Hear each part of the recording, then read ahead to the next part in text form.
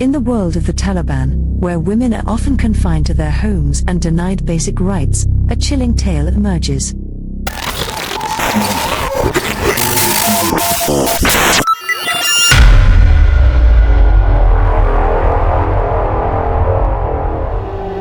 A number of such women were active participants in this jihad.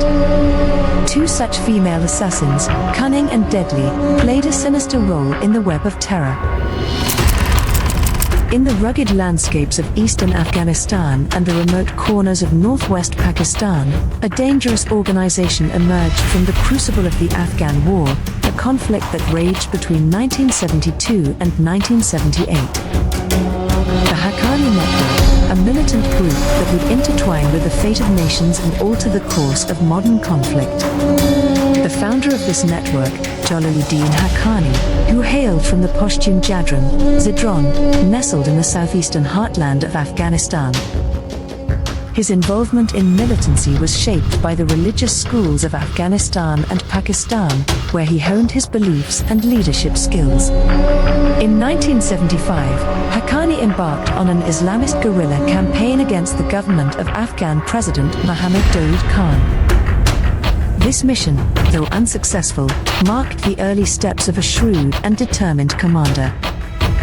And so, the Haqqani Network, with its origins in the Afghan War, would go on to play a significant role in the US-led invasion of Afghanistan in 2001. It was during this Afghan war where Islamist guerrilla fighters, known as Mujahideen, battled the communist government of Afghanistan and the formidable Soviet force that invaded in 1979, that Haqqani would ascend to prominence. The Mujahideen, those engaged in jihad, found an indomitable leader in him. Meet Muskan and her aunt, Nasreen. After scheming a deadly plot, they used Nasreen's daughter to deceive an Afghan guard victim.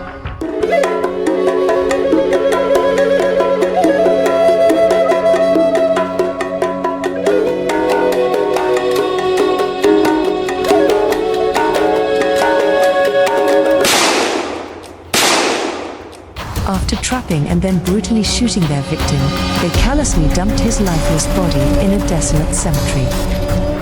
Theirs was a tale of deception, violence, and cold-blooded murder. Not ordinary women, these were assassins on a mission, involved in multiple killings, including their very own family members and attacks on sacred shrines and police stations. Taliban officials obviously downplayed their roles, stating that women are not typically recruited for combat operations within the group. But this was not entirely true. Their modus operandi was to lay honey traps and then kill. Once apprehended, unfortunately, these female killers didn't stay behind bars for long. In September, they walked free from prison, confessing to being members of the Taliban's ultra-violent Haqqani Network. Court documents reveal their horrifying deeds. Not only did they excel in setting deadly honey traps, but they were also ruthless murderers of two male family members who served as policemen. One was poisoned, and the other fell victim to a sticky bomb planted under his car seat. After their arrest in 2016, Muskan and Nasreen were subject to intense investigation and, in a video confession made before their controversial release, Muskan admitted her crimes, stating she was arrested for murder, kidnapping, and cooperating with the Haqqani Network. But she claimed she would never return to that path. To the utter shock of the world, these two women were among the 5,000 Taliban prisoners released in a contentious prisoner exchange. The release of insurgents responsible for the deaths of foreign troops sparked global outrage. To add to the intrigue, a third woman prisoner, Nargis, was convicted of killing a US police trainer in Kabul in 2012, marking the first insider attack by a woman. The Taliban, however, defended their actions, describing the women as ordinary members of Taliban families arrested during US operations. In a world where the unthinkable becomes reality, the roles of women in this contestable notion of jihad is deemed undeniable.